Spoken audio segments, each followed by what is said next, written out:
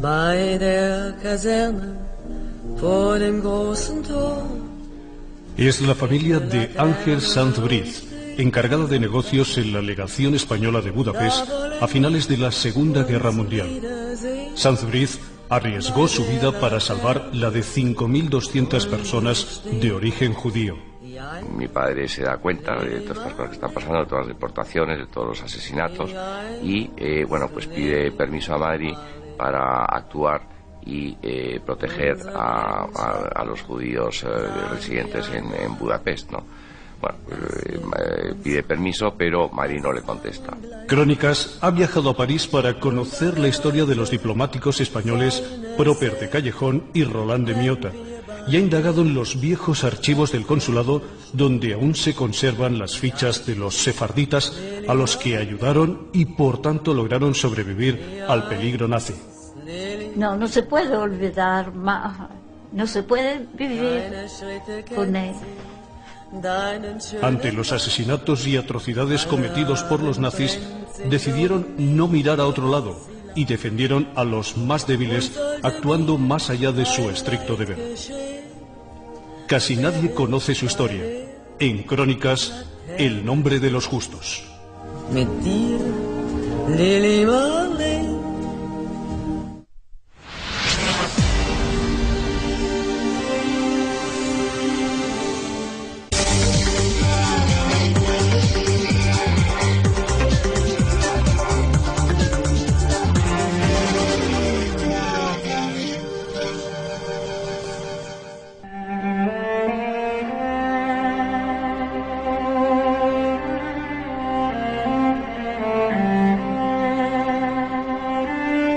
Según una tradición cabalística, Dios se arrepiente cada cierto tiempo de haber creado a los seres humanos ante el espectáculo de las vilezas y las atrocidades que cometen, y tiene la tentación de destruirlos.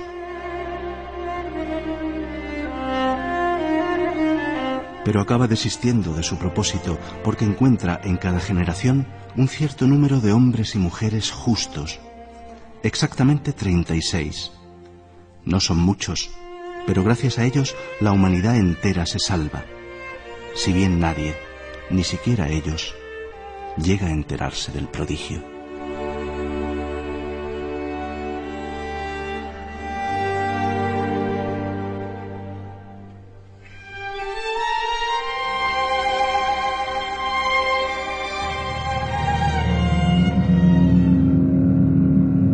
De noviembre de 1938. Los nazis están a la casa de los judíos en Austria y Alemania.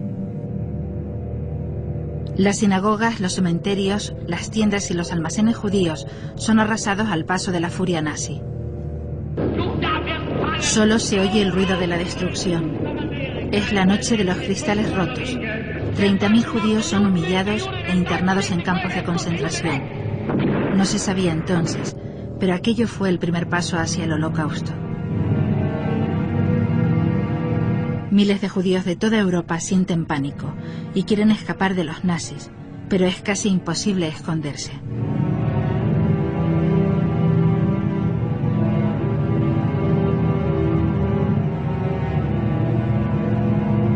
Muchos buscan protección en los consulados y embajadas de España, apelando a sus orígenes sefarditas.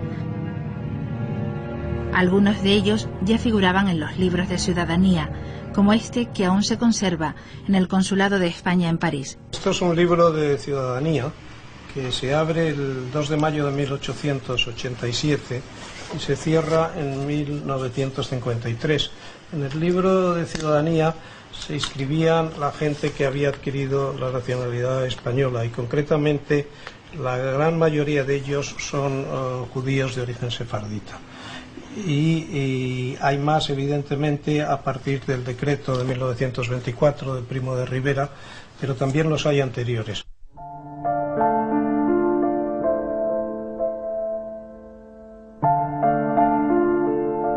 El decreto de Primo de Rivera de 1924 reconocía la nacionalidad española a los descendientes de familias judías expulsadas de España por los reyes católicos. Era un decreto que ya no estaba en vigor, pero los diplomáticos españoles se ampararon en él para salvar de una muerte segura a muchos judíos. España pudo hacer más, pero no lo podía hacer precisamente por las políticas que había instaurado. Primero, por ser un aliado del eje. Aliado del eje que implicaba, lógicamente, que estas personas, por el mero hecho de ser judías, eran consideradas como enemigos del sistema. En segundo lugar, consideradas como enemigos precisamente por haberse alistado en las brigadas internacionales. Una parte de ellas, ahí queda la imagen. Y en tercer lugar, porque se ha puesto en vigor el decreto de expulsión de los judíos. Es decir, en este contexto, ¿cómo cree usted que España pudo hacer más? Que no podía hacer nada. En septiembre de 1939, Alemania invade Polonia. 2 días después, Reino Unido y Francia entran en la contienda. Se inicia la Segunda Guerra Mundial. Los nazis querían dominar el mundo, reordenarlo de acuerdo a su concepción racista.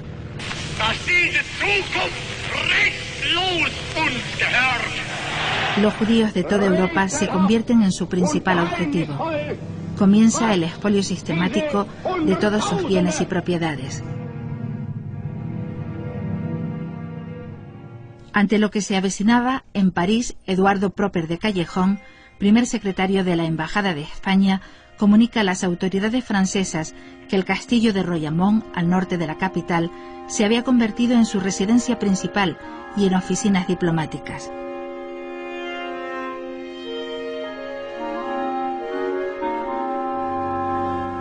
Una maniobra que le permitió preservar el patrimonio de su mujer de origen judío y de otras muchas familias que le confiaron joyas, cuadros y otros objetos de valor. Su hijo Felipe Proper, que en la actualidad reside en Nueva York, aún conserva restos de la bandera española que se colocó en lo alto del edificio. Esto es lo que queda de la bandera nuestra que ondeaba en el castillo de Royaumont de 1940 a 1944 y gracias a cual los alemanes nunca entraron en el castillo ni pisaron en el parque, lo respetaron totalmente.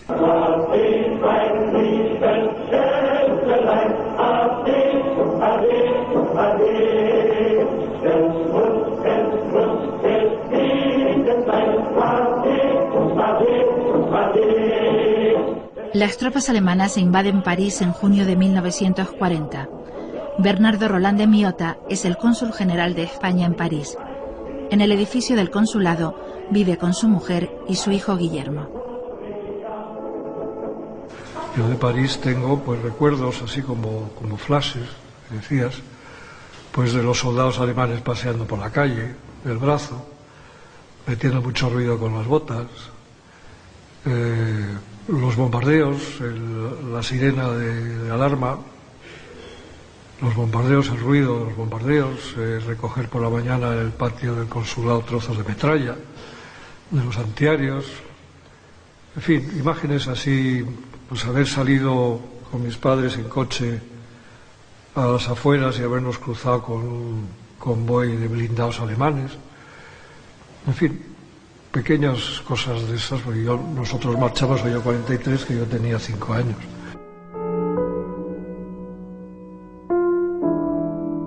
En los sótanos del archivo del Consulado de España en París se conservan aún las fichas de los ciudadanos que lograron salvarse gracias al cónsul Roland de Miota. Documentos que salvaron la vida a miles de personas que huían de la barbarie nazi. Algunos de ellos con raíces claramente españolas y otros no, porque el cónsul Roland fue más allá de su estricto deber. Lo que tiene mérito en el caso de Bernardo Roland y de algún diplomático más que actuó así durante la Segunda Guerra Mundial es que estaban protegiendo a gente a veces que no tenían esa nacionalidad. Se hacía una ficción, se hacía como si tuviesen la nacionalidad y se les documentaba. Evidentemente al gobierno español esto le creaba un problema porque las autoridades alemanas se quejaban continuamente.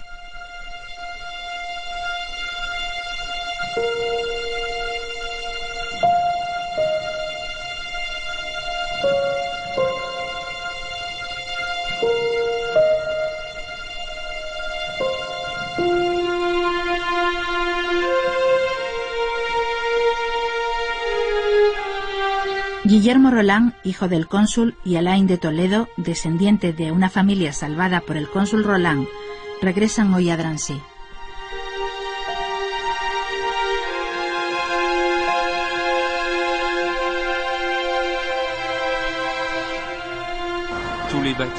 Todos los edificios que tenemos ante nosotros fueron construidos justo antes de la guerra. No habían sido acabados cuando empezaron las incursiones contra los judíos. Los concentraban aquí para enviarlos a Auschwitz, en Polonia. La gente era internada en estos edificios.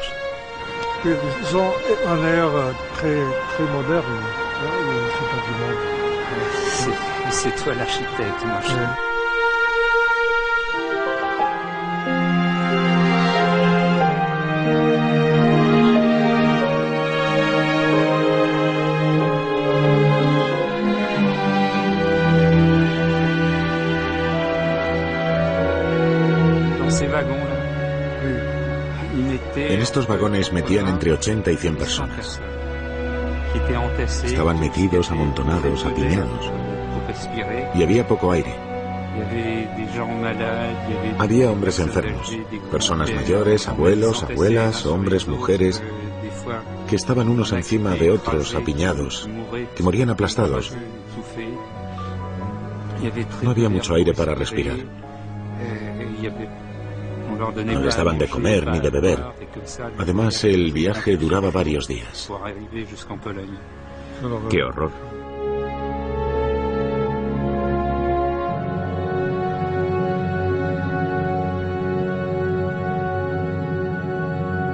Al padre de Claude Saint-Cynon lo despidieron de su trabajo en París. A otros amigos suyos los expulsaron de las universidades. Con las primeras leyes antisemitas se persigue privar a los judíos de sus derechos civiles. La diferencia empezó en 1940, cuando el mariscal Pétain promulgó leyes antijudías, numerus clausus, prohibición de estar en la administración, etc. Cuando entré en el instituto en 1941, solo a partir de ese momento empezaron los problemas, porque en el instituto había profesores pro-alemanes. En 1942 fue necesario las estrellas amarillas. A partir de 1943 hubo muchos arrestos, persecuciones. Las personas empezaron a ser deportadas en pésimas condiciones, y realmente no para trabajar como decían los alemanes, sino para ser exterminados. Y a partir de ahí, para sobrevivir, había que huir y esconderse. En Francia pronto se firma un armisticio. Se anula la Constitución republicana y se confieren plenos poderes al mariscal Pétain, que asume la jefatura del Estado. Pétain ordenó la deportación de miles de ciudadanos franceses. Con la colaboración de funcionarios como Maurice Papon, eran concentrados en Drancy, en las afueras de París, de donde partían trenes hacia los campos de exterminio y donde llevaron a los padres de Claude Saint-Cynon. Estábamos en casa durmiendo. Eran las 5 de la mañana aproximadamente, y los gendarmes llamaron a la puerta, y enseguida supimos que era algo grave.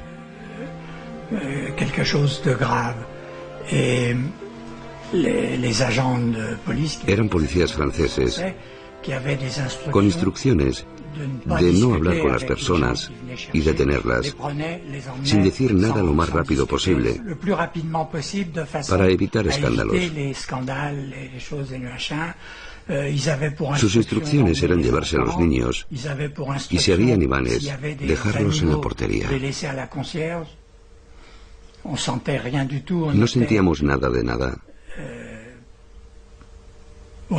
Estábamos paralizados.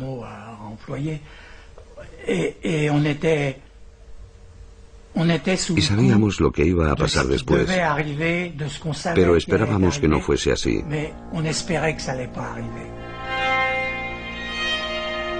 Sus padres tenían los papeles del consulado español y permanecieron en Drancy 3 meses.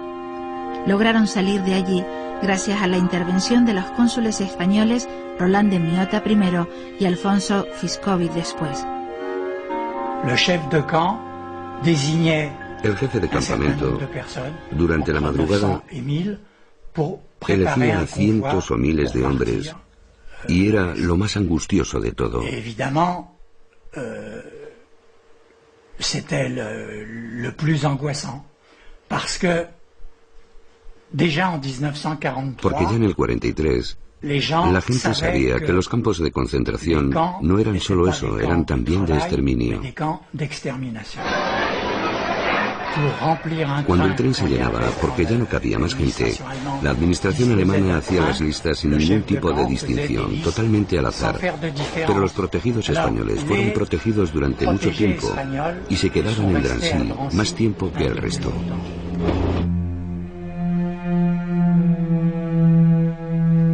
Continúa la huida de miles de personas hacia el sur.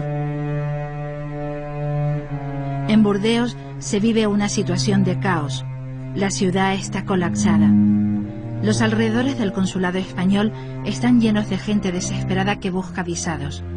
Es entonces cuando Eduardo Proper de Callejón, primer secretario de la embajada, va a desarrollar la labor más importante de su vida.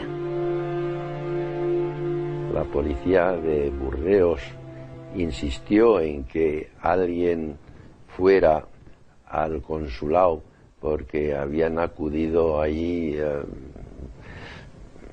1000 y pico y más personas en busca del visado de salida, o mejor dicho, visado de tránsito por España.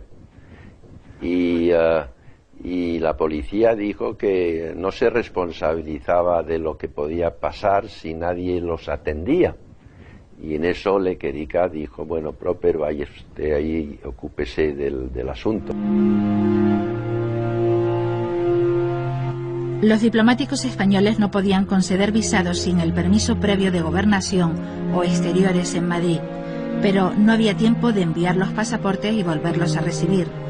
Los alemanes estaban muy cerca y la vida de miles de personas corría peligro. Él sabía que iba en contra de las instrucciones que el ministerio suyo, Asuntos Exteriores, les había dado a él y a todos los diplomáticos. Pero hizo lo que le pareció normal y justo, y nunca se arrepintió, sino todo lo contrario. En un Burdeos invadido de gente y un calor impresionante, sin ventilador, sin aire acondicionado, en una pequeña sala de ese edificio del consulado, empezó a dar visados de tránsito, que les concedía a estos señores que venían 3 días para pasar por España, camino de Portugal. Y estaba mi padre ahí en un despacho firmando y estampillando pasaportes con ambas manos, figúrese. Y al fin del día pues se les hinchaba las manos y venía mi madre, no sé qué, con unas gases, unas vendas para darles un poco una sensación de que no le dolía demasiado.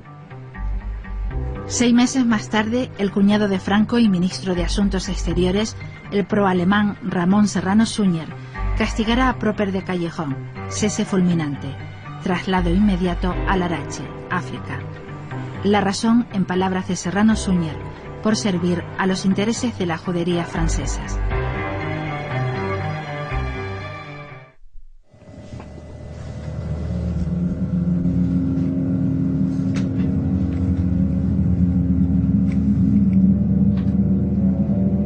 Felipe Proper investigó durante 10 años la labor que realizó su padre durante esa época.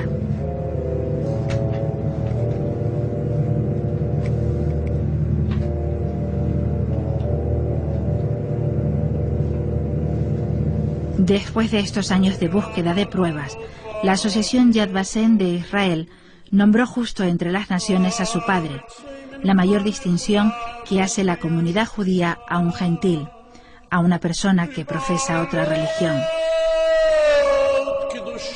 Felipe y su hermana Elena vivieron con mucha emoción la ceremonia en la que se distinguió a su padre como uno de los 4 españoles cuyos nombres figuran en el Muro de los Salvadores, en el Jardín de los Justos de Israel.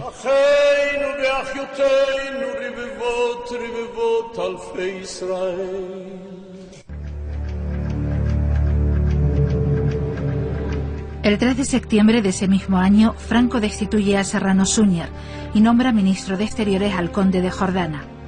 Con esta decisión, Franco quiere reforzar la posición española de neutralidad.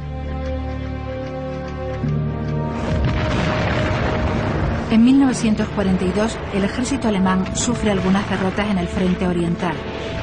En ese momento, Portugal, como país neutral, cumple un papel de vital importancia. Se convierte en el escenario en el que, entre bambalinas, trabaja la diplomacia de los países en conflicto. Además, a Lisboa llegan refugiados de toda Europa y de allí parten hacia Estados Unidos, Sudamérica, Palestina o cualquier país que quiera acogerlos.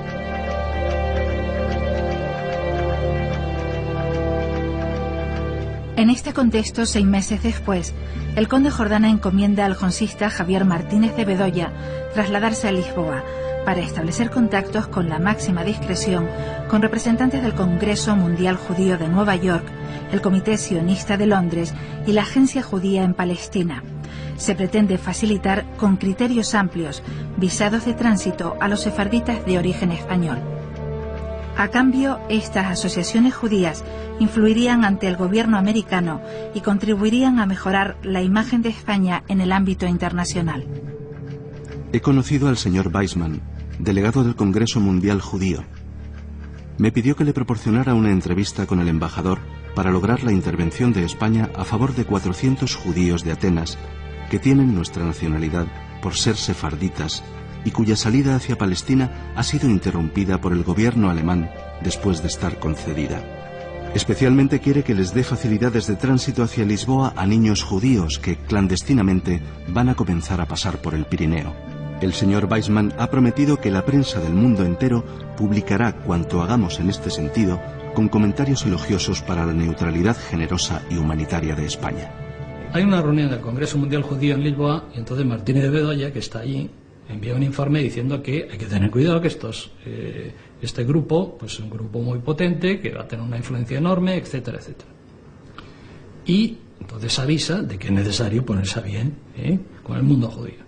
Pero es a partir del 44, sobre todo por la actuación de Sanz-Briz, cuando esto va a quedar, como podíamos decir, el marchamo, o la imagen de marca de España con respecto a los judíos, su actuación en Hungría.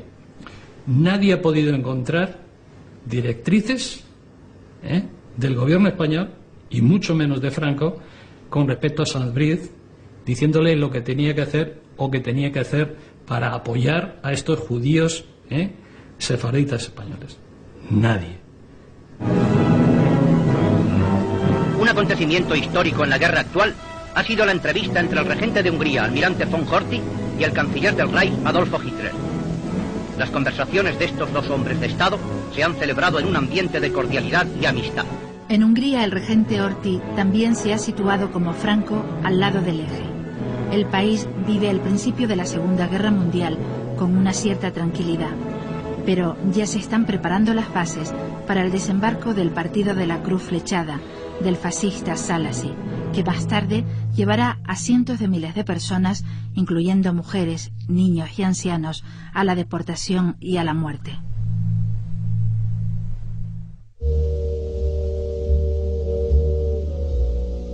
En este contexto llega a Budapest Ángel Sanz-Briz como encargado de negocios de la Embajada de España. Recién casado, le acompañaba su esposa Adela.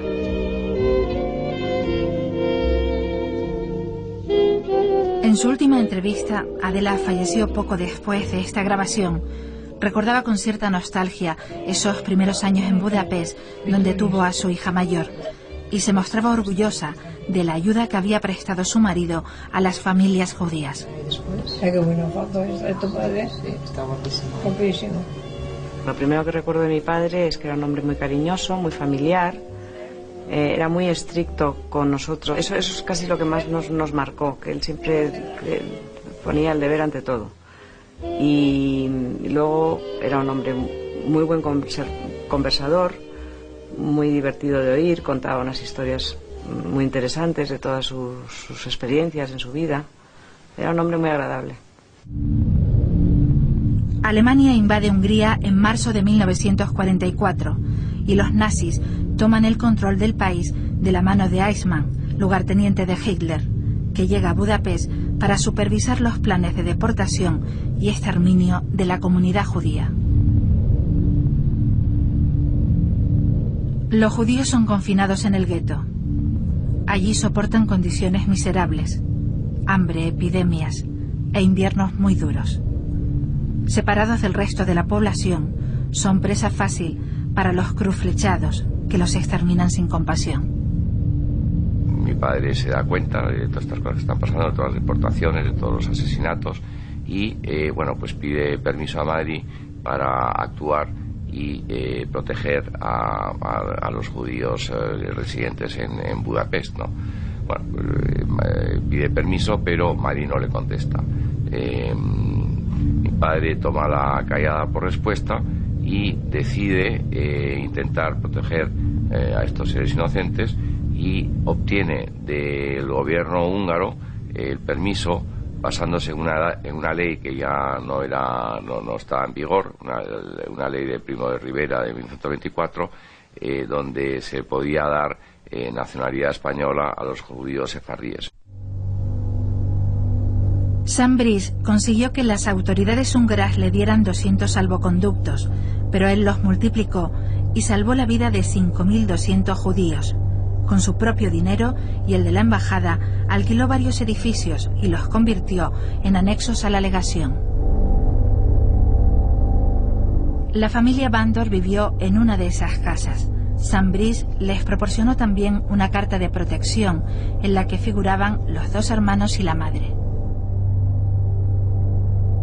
Teníamos bombardeos casi a todas horas, a diario, bombardeos de los aliados. Por otra parte, pues en estas casas se vivía muy hacinado. En un piso de 2 habitaciones y media vivíamos 51 personas. Se dormía por todas partes, incluso tengo entendido que en el cuarto de baño, en la bañera, dormían 2 personas, por ejemplo. Vivíamos hacinados, pasando hambre, pasando frío, llenos de piojos. Las condiciones higiénicas eran lamentables, como es natural, tanta gente con un solo lavabo, y lo peor era el miedo a la deportación. Lo último es cuando ya no había ni agua, ni luz, ni gas, y los bombardeos rompieron todas las ventanas. Entonces esto era en pleno invierno, o sea que había toda una serie de puntos negativos. No podíamos salir a la calle, había una prohibición total de abandonar el edificio. Entonces, sobre todo, no había alimentos tampoco. Los metían en vagones y eso fue en 6 semanas liquidar, o sea, mandar. Gracias a la labor de Sam Brice, los hermanos Bandor lograron sobrevivir al horror.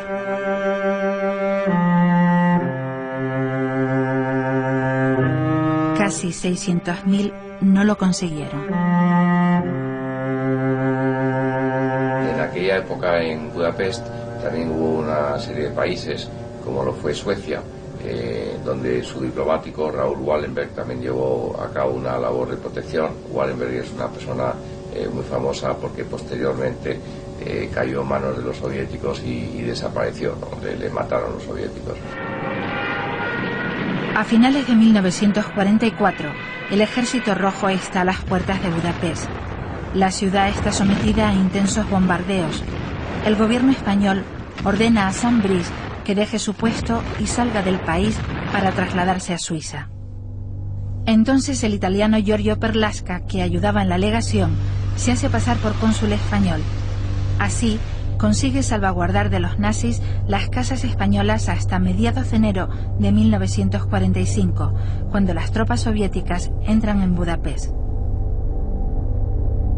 No olvide usted que la decisión de meter gente en los locales de la legación fue de mi propia iniciativa, sin previo permiso de Madrid y motivada por el terror que entonces reinaba en la capital húngara. Una carta escrita por Ángel Sambrís a Giorgio Perlasca en diciembre del 45 deja claro que en Budapest Sambrís actuó sin el consentimiento expreso del gobierno de Franco.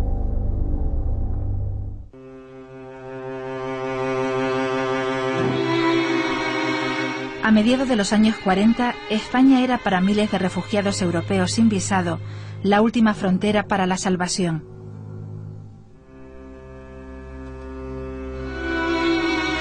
En los Pirineos, las redes de contrabandistas que tradicionalmente operaban a ambos lados de la frontera trabajan intensamente en el paso de refugiados. Con ellos colabora la resistencia francesa y los republicanos españoles. Se preparó una expedición de 36. Yo salí con ellos. Había una grande nevada, lo que hizo que el viaje se convirtiera en casi un desastre.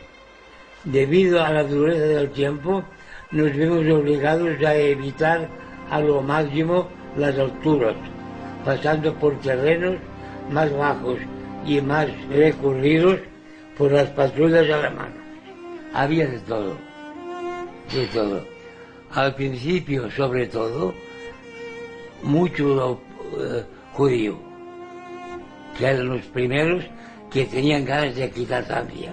Me los daban en Toulouse y yo los llevaba a su sitio, a Barcelona, al consulado. Allí ellos me pagaban y ya.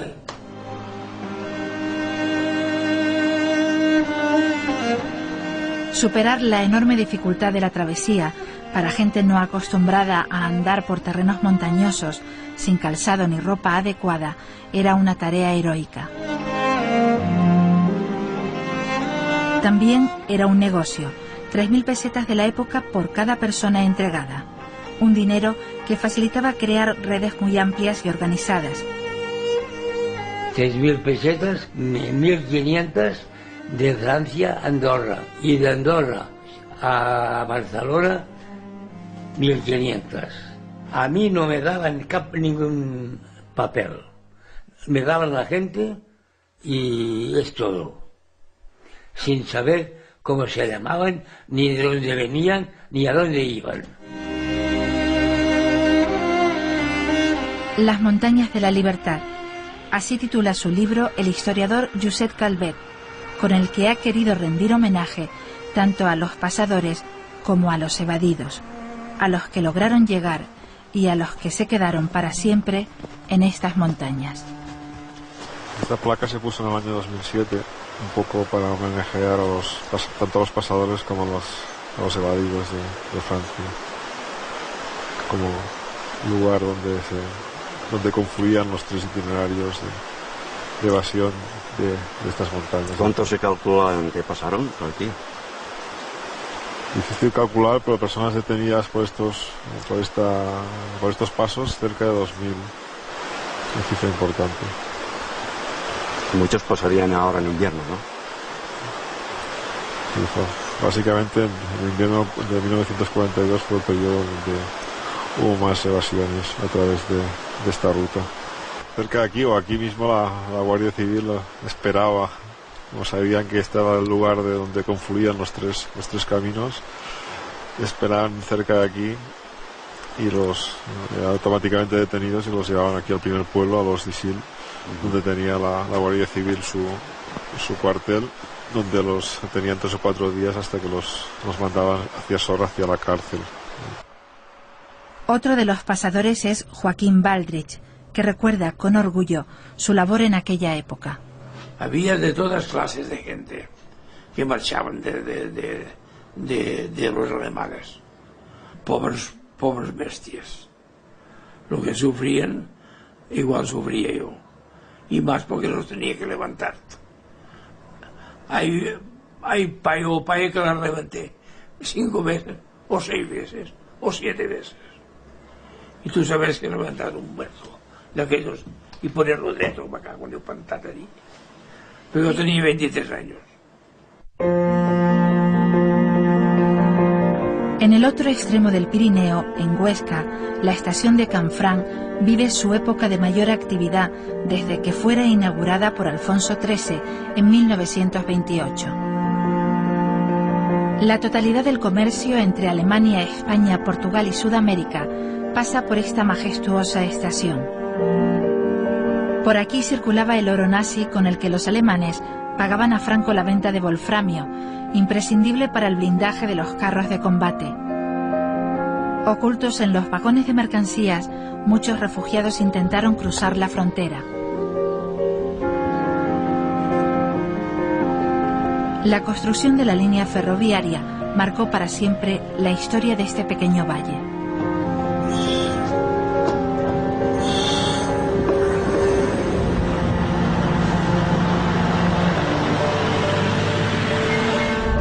Me contaba un amigo de Villanueva que una noche les llamó un tipo raro allí y en principio no le hacían caso porque tenían miedo, pero lloró y más lloró. Claro, luego se dieron cuenta que era un judío y ya pues le dieron de cenar, lo alojaron y pasó la noche allí. Dicen que nunca más oyeron o supieron nada de él.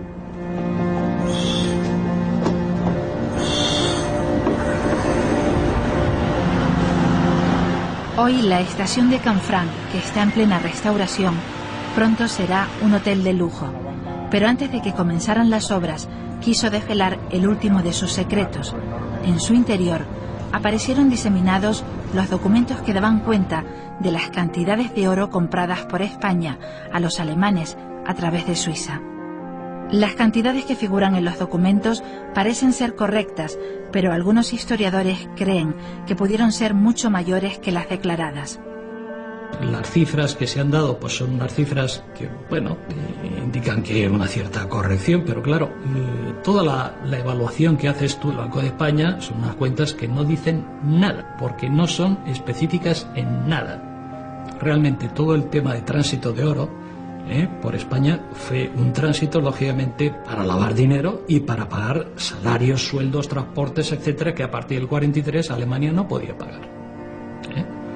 Todo esto es fundamental tenerlo en cuenta. España no es solamente que Portugal o que Suiza fueron grandes lavaderos de dinero, también España lo fue.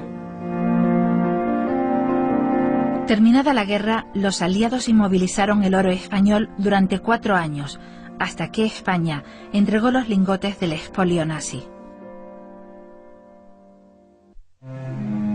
El 11 de agosto de 1943 entra en España un grupo de unos 80 judíos sefarditas.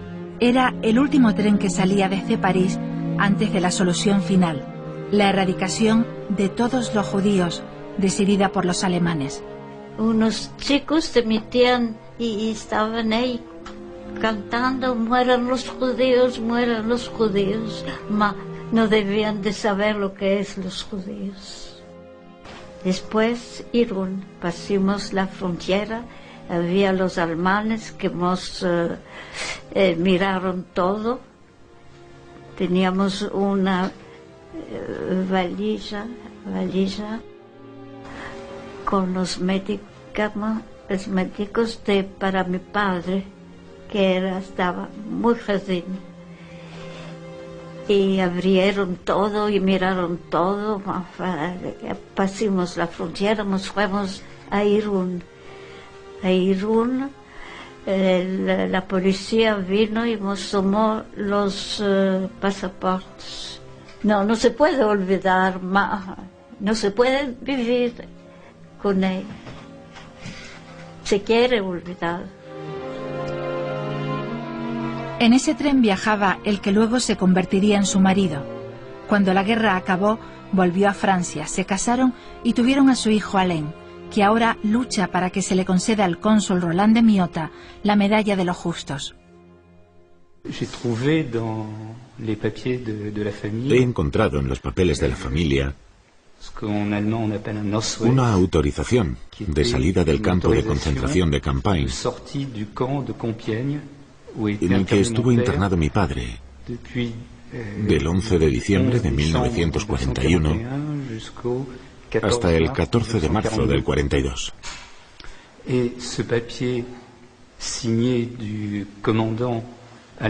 Y ese papel, firmado por el comandante alemán,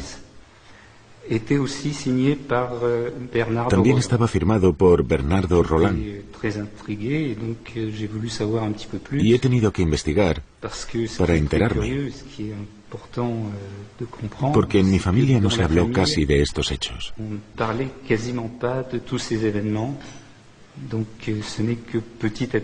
Así solo, poco a poco, he ido descubriendo lo que pasaba realmente. Y lo que este cónsul hizo por salvar a muchas personas. Y es lógico que tenga la medalla de justo. La represalia fue que perdió su puesto por efecto de las quejas de los alemanes, que se tardó meses en hacerlo, pero al final, en febrero del 43, ya vino el relevo y él se marchó de París en abril. Disgustado, creo. A la sinagoga sefardita Isaac Abravanel de París ha llegado la exposición Visados para la Libertad de la Casa Sefarad, que ahora recorre el mundo para honrar la labor de estos diplomáticos españoles. El hijo de Roland, Guillermo, recibe el agradecimiento de la comunidad judía a la labor de su padre, el hombre justo que supo ir más allá de su deber. Al homenaje se unen otros supervivientes de aquel horror que marcó sus vidas para siempre.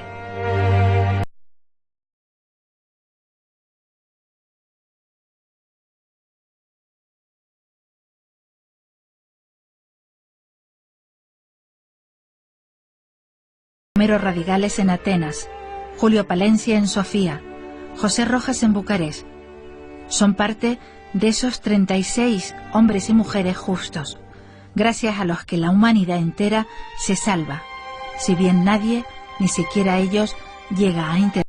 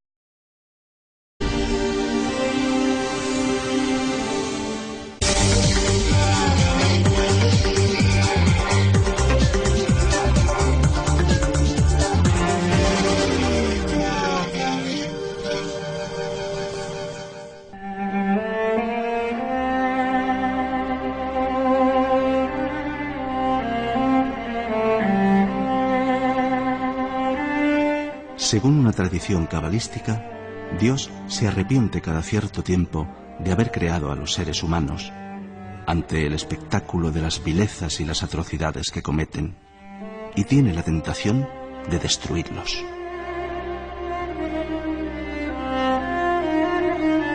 Pero acaba desistiendo de su propósito porque encuentra en cada generación un cierto número de hombres y mujeres justos, exactamente 36. No son muchos, pero gracias a ellos la humanidad entera se salva, si bien nadie, ni siquiera ellos, llega a enterarse del prodigio.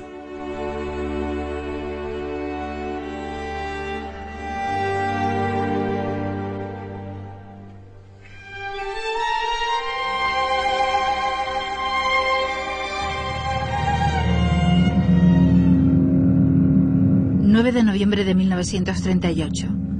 Los nazis están a la casa de los judíos en Austria y Alemania. Las sinagogas, los cementerios. El decreto de Primo de Rivera de 1924 reconocía la nacionalidad española a los descendientes de familias judías expulsadas de España por los reyes católicos. Era un decreto que ya no estaba en vigor, pero los diplomáticos españoles se ampararon en él para salvar de una muerte segura a muchos judíos. España pudo hacer más, pero no lo podía hacer precisamente por las políticas que había instaurado. Primero, por ser un aliado del eje. Aliado del eje que implicaba, lógicamente, que estas personas, por el mero hecho de ser judías, eran consideradas como enemigos del sistema.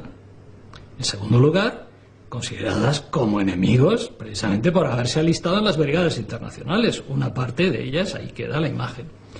Y en tercer lugar, porque se ha puesto en vigor el decreto de expulsión de los judíos. Es decir, en este contexto, ¿cómo cree usted que España pudo hacer más? Que no podía hacer nada. En septiembre de 1939, Alemania invade Polonia. 2 días después, Reino Unido y Francia entran en la contienda. Se inicia la Segunda Guerra Mundial.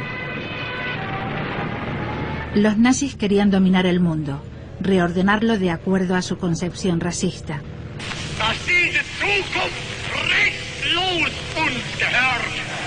Los judíos de toda Europa se convierten en su principal objetivo.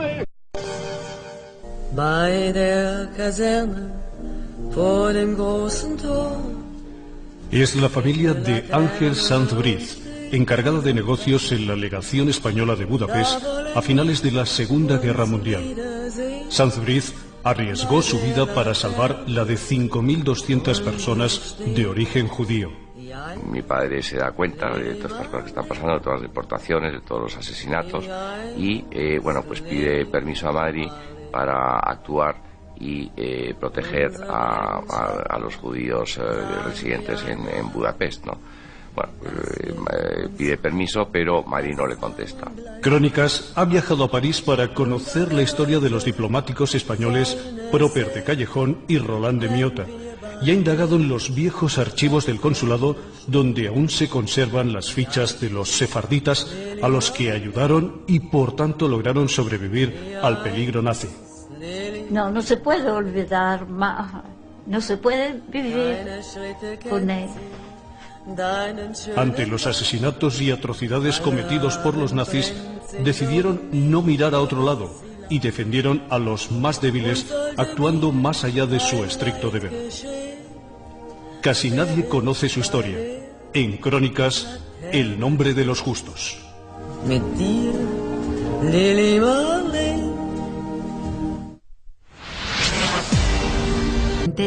Las tiendas y los almacenes judíos son arrasados al paso de la furia nazi. Solo se oye el ruido de la destrucción. Es la noche de los cristales rotos. 30.000 judíos son humillados e internados en campos de concentración. No se sabía entonces, pero aquello fue el primer paso hacia el Holocausto. Miles de judíos de toda Europa sienten pánico y quieren escapar de los nazis, pero es casi imposible esconderse.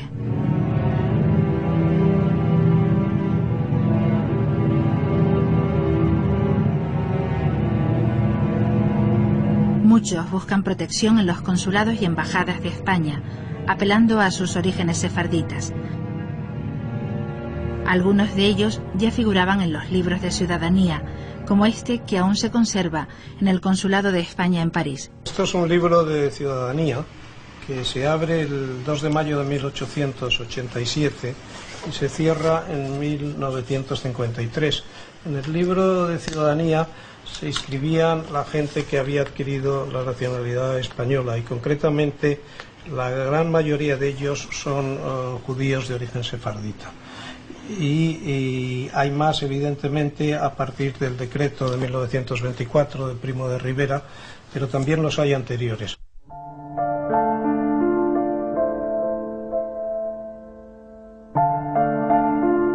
Comienza el expolio sistemático de todos sus bienes y propiedades.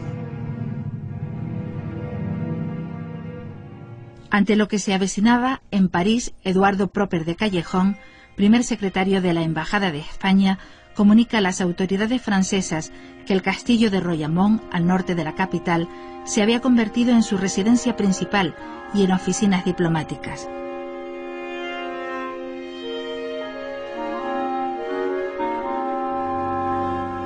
Una maniobra que le permitió preservar el patrimonio de su mujer de origen judío y de otras muchas familias que le confiaron joyas, cuadros y otros objetos de valor. Su hijo Felipe Proper, que en la actualidad reside en Nueva York, aún conserva restos de la bandera española que se colocó en lo alto del edificio. Esto es lo que queda de la bandera nuestra que ondeaba en el castillo de Royaumont de 1940 a 1944 y gracias a cual los alemanes nunca entraron en el castillo ni pisaron en el parque, lo respetaron totalmente.